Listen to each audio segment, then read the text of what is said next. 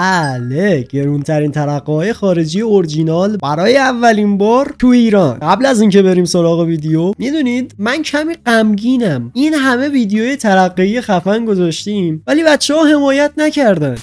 بگذریم. ازتون میخوام داخل کامنت ها بنویسید اگه پول این ترقه‌های اورجینال رو داشتید، دوست داشتید که کدومشون رو بخرید. تو این ویدیو میخوام همه این ترقه‌ها رو بهتون معرفی کنم و قیمت و مشخصات همشون رو بهتون بگم. اول اینو بهتون بگم که این ویدیو کاملا ایرانیه و این دوست ایرانی خارجیمون برای من فرستاده و اینم عکس کانال داشتونه که 43700 تا سابسکرایب شدیم تا اینی که این بغل میبینید تعداد روزای باقی مونده تا چهارشنبه سوری. اینی که این یکی بغل میبینید اسم گپ تلگرامی ترقه‌ای مونه. اگه دوست دارید داخلش جوین بشید، لینکش داخل کامنت ها هست. کامنت خودم پینش کردم. آقا این سبک ویدیو هم بازخورد خوبی داشته باشه دوباره ازش رکورد میکنم و ویدیوهای بیشتری میذارم.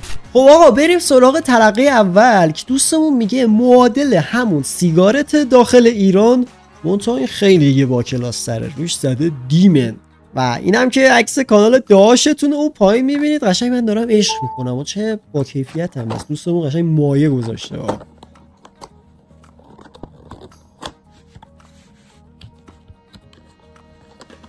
آقا این دوستمون فکر کنم کپسولی و بمبک و دینامیت رو با سیگارت اشتباه گرفته. اگه این سیگارت ما سیگارت مناطق محروم خدازده است.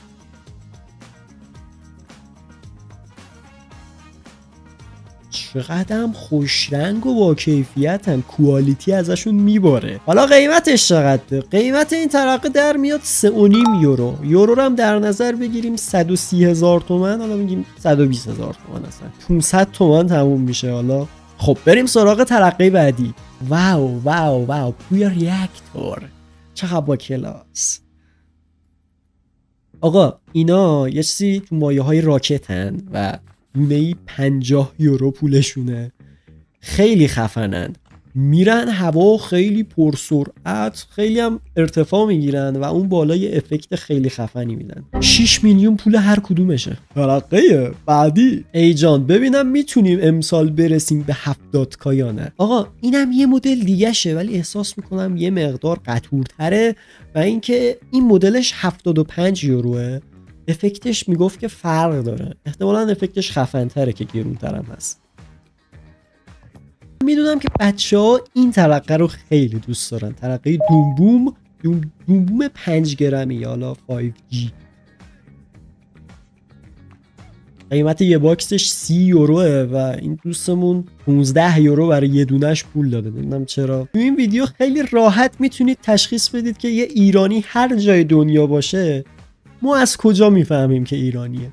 داخل کامنت ها بنویسید. این ترقه‌ای که میبینید اینجا یه ذره است و یه لانچر هم هستش، تکون میده، صدا میده، چقدر خفن.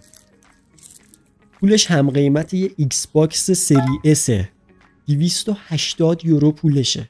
یه ذره بذاره روش میشه یه PS5 گرفت. داداش بگم ریچی یا هنوز زوده؟ خیلی ریچی داداشم. در ضمن آخر ویدیو هم 2 تا ترقه اورجینال خارجی خفنم خودم معرفی میکنم که تا حالا تو ویدیوها ندیدید. خب آقا اینم یه توپ 3 اینچیه که شما باید بذاریدش داخل لوله و شاید براتون جالب باشه. توی ایران از خارجش گرونتره. 25 یورو پولشه و تو ایران 3 تومن پولشه. یعنی هر جور حساب کنی گرونتر در میاد. باز بچه‌ها این مدل خیلی ظاهر چت و کلفت و گنده‌ای داره ولی خب پول ظاهرشو نخورید. داخلش 2 گرمه، مثل ترقه‌های خودمونه، الکی اندازه است. هیچ یه ذره پر کردن و اینکه کیفیتش باحاله، بامزه است، کوله، خفنه. قیمتش 5 یوروه. خوبه. 5 یورو بد نیست. 600 تومن اینا در میاد ولی برای 2 گرم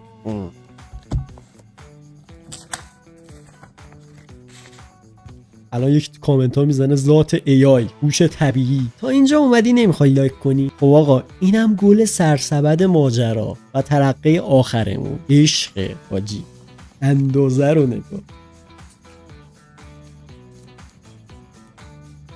ای جان فیتیله رو نگاه. چه فیتیله ای. ترقه نووان، خیلی اسم کوتاهی داره، مختصر. خب بچه‌ها آماده اید یا نه؟ اگه می‌بینید یه ذره چلوسه شده و چسمالی شده برای اینکه سالم بمونه، به خاطر اینه که تو مسیر اومدن له و لورده شده. خدا وکیل نگاه کنید جعبشو، خیلی باحاله. خب شاید الان براتون سوال باشه که این داخلش چیه.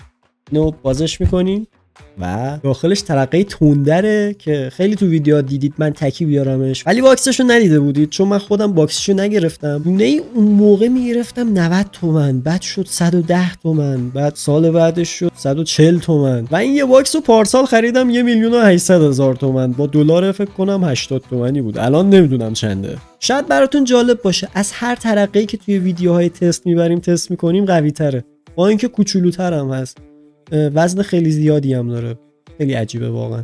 کوالیتی و کیفیتش خدایی خفنه.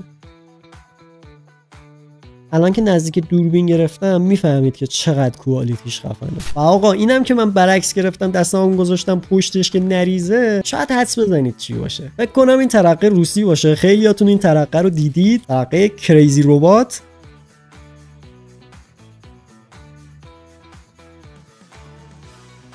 اینم مثل قبلی کیفیت خیلی خفنی داره، ظاهرش کلا همه چیش خیلی خفنه. اینم باکسشه. خب آقا اینم باکسشه، کلا خیلی خفنه، ولی اینو بهتون بگم این واقعا ضعیفه، یه ترقه معمولیه، بیازاره، فقط فلش داره که خوشگله، همین، وگرنه صدای خیلی عجیب غریبی نداره. بچه‌ها اینا هم آخرین ترقه، بچه‌ها اینا هم آخرین کبراهاییه که برام مونده، واقعا نمیدونم بعد چیکارشون کنم. شما تو کامنت ها بنویسید.